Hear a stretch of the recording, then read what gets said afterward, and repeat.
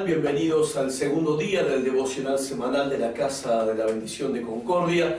Vamos a continuar con esta semana el tema que estamos desarrollando: morimos con Cristo, vivimos por fe. Y el texto clave que estamos aprendiendo es Gálatas capítulo 2, versículo 20. Y vamos a leerlo juntos, la palabra del Señor.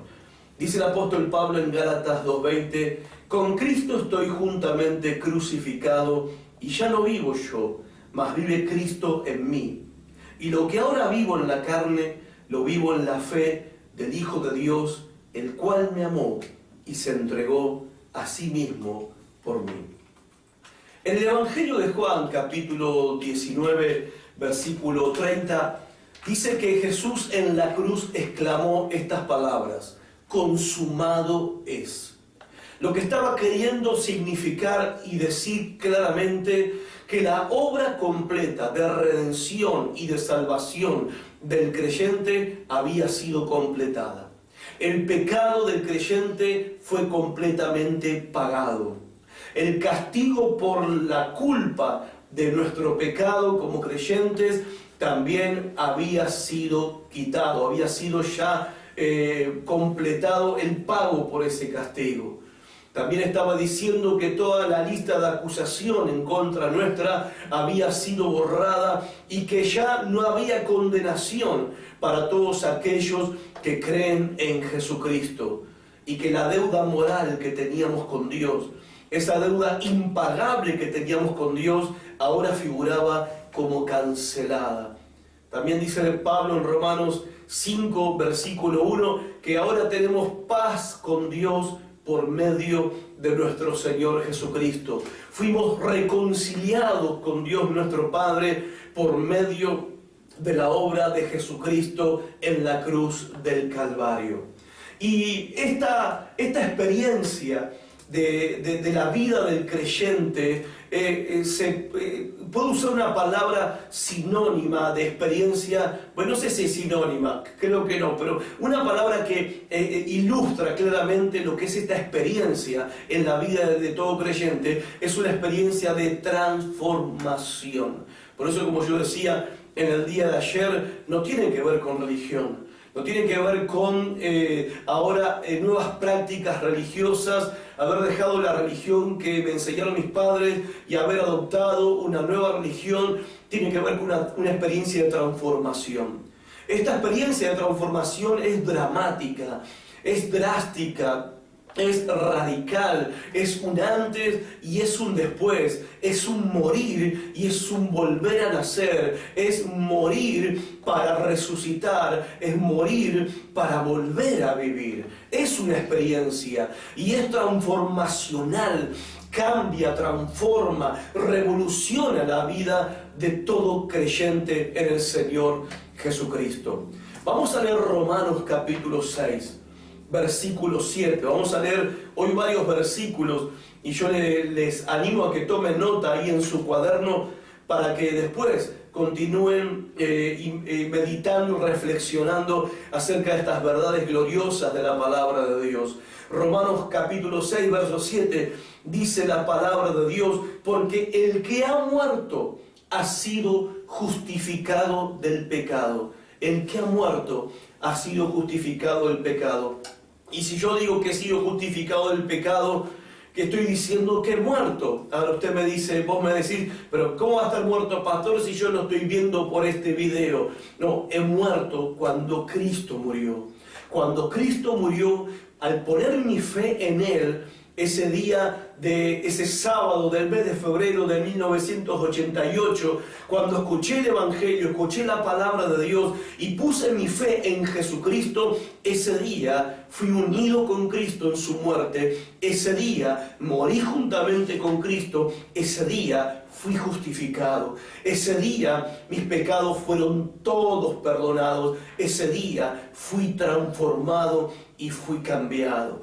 Muchos me preguntan, no solamente a mí, sino a muchos creyentes, millones de creyentes que hemos tenido esta experiencia de cómo hiciste para cambiar, cómo hiciste para dejar esto, para dejar lo otro, como en el caso mío, cómo hiciste para dejar la droga, el vicio, cómo hiciste, pusiste fuerza de voluntad, ¿Te lo propusiste? ¿O te lavaron la cabeza en la iglesia? ¿Qué fue lo que te pasó? ¿Qué fue lo que hiciste?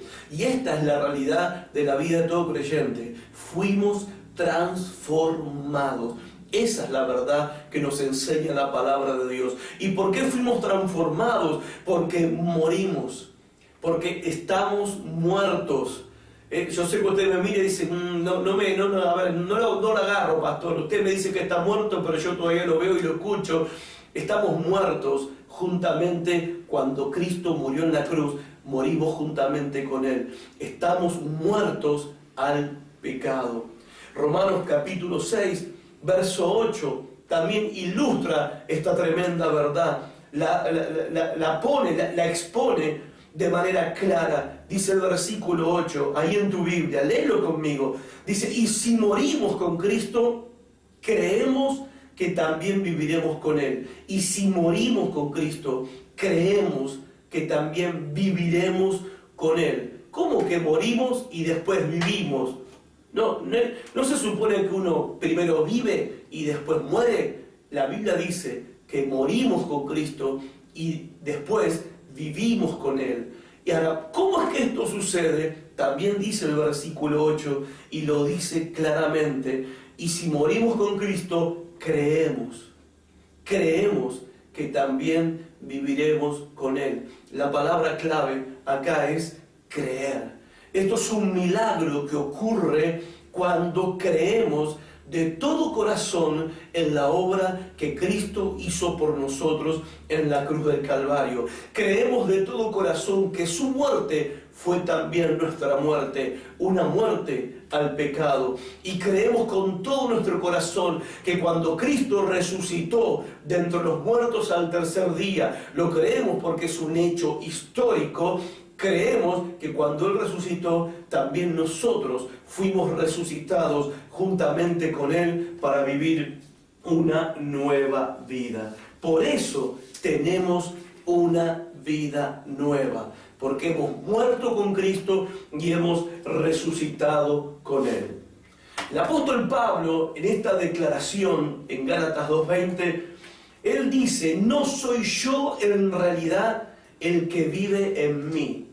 Y acá entramos también de nuevo en esto de lo que es la paradoja de la fe cristiana. Hay verdades que son paradojas en la fe cristiana. Por ejemplo, si alguien quiere ser grande, tiene que ser el menor de todos. Si alguien quiere dirigir, tiene que servir. Si alguien quiere estar arriba, tiene que empezar humillándose. O sea, todo lo que es el pensamiento contrario a cómo piensa de manera lógica este mundo. Es contrario a la sabiduría y a la cultura que practica, que vive el mundo. Son paradojas de la fe cristiana. Por eso es tan tonto y necio que muchos pretendan entender la fe cristiana solo desde la óptica de la lógica. La fe cristiana es lógica, la fe cristiana es razonable, pero llega un punto donde tenemos un límite, porque somos humanos.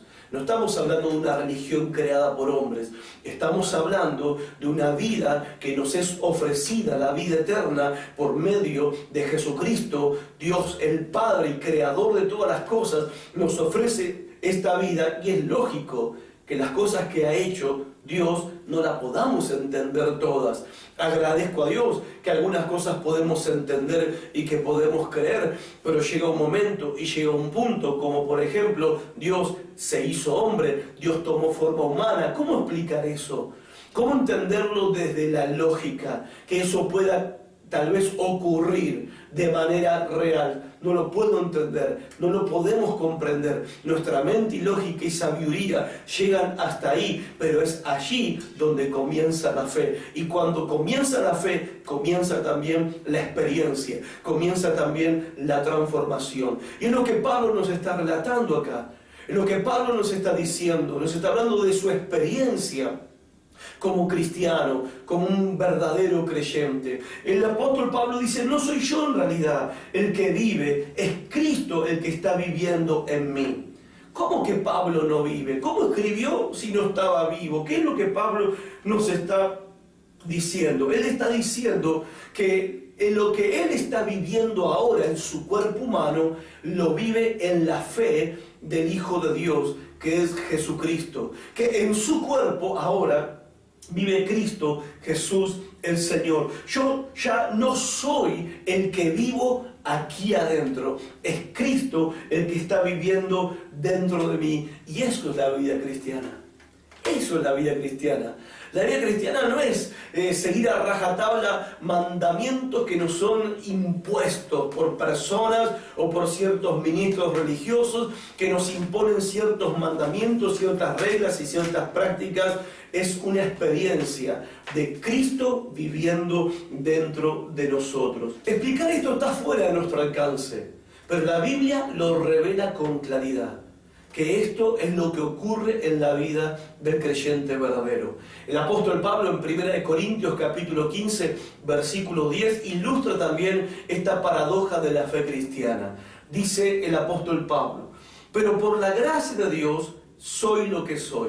Él afirma que por la gracia de Dios Él es lo que es. Y su gracia no ha sido en vano para conmigo. Antes he trabajado, y acá está hablando a nombre, título personal, yo he trabajado más que todos ellos, haciendo una referencia al resto de los apóstoles. He trabajado más que todos ellos, pero luego él dice, pero no yo, sino la gracia de Dios conmigo. Por un lado, he trabajado más que los otros apóstoles, y luego dice, pero no yo, sino la gracia de Dios conmigo. Otro texto que ilustra esto es Hebreos, capítulo 13, versículo 20. Acompáñame ahí en tu Biblia. Hebreos, capítulo 13, versículo 20 y el 21 ilustra también esta verdad. Dice, y el Dios de paz, que resucitó de los muertos a nuestro Señor Jesucristo, el gran pastor de las ovejas, por la sangre del pacto eterno, os haga aptos en toda buena obra, para que hagas su voluntad, para que hagáis su voluntad. Nosotros hagamos su voluntad. Pero luego dice el autor de Hebreos, haciendo Él en vosotros lo que es agradable delante de Él por Jesucristo, al cual sea la gloria por los siglos de los siglos. Amén. Y otro texto que no nos da tiempo para leerlo es Isaías 26:12, que también ilustra esta tremenda verdad de la palabra de Dios. Esto nos muestra una cosa también, ¿sí? Que la Biblia no es un invento humano. Porque si la Biblia hubiera sido un invento humano, los editores y escritores humanos de la Biblia hubieran escrito de tal manera que pudieran satisfacer la lógica humana, para que este tipo de paradojas, de verdades que corren paralelas, que no podemos llegar a comprender cómo funcionan juntas, pero que de hecho funcionan, y es una experiencia real en la vida de todo creyente, si hubieran sido meros hombres los que escribieron la Biblia, hubieran arreglado eso. Hubieran puesto, mirá, no vamos a ponerlo de tal manera que esto se entienda, que todos lo puedan entender y todos los puedan comprender. Pero justamente el hecho de que esté escrito así, de esta manera, revela que la Biblia es un libro inspirado por Dios. Y revela que la sabiduría de Dios va mucho más allá que nuestra propia sabiduría. Y que hay cosas que están, que están fuera de nuestro alcance entender con nuestra lógica humana. Y donde la lógica humana termina, allí se abre para nosotros la puerta de la fe, que nos lleva a tener esta experiencia gloriosa. Ya no vivo yo, pero ahora Cristo vive en mí. Y lo que yo vivo en este cuerpo humano, lo vivo en la fe del Hijo de Dios, el cual me amó y se entregó a sí mismo por mí. Dios te bendiga. Mañana continuamos en este apasionante estudio de la palabra de Dios. Chao, hasta mañana.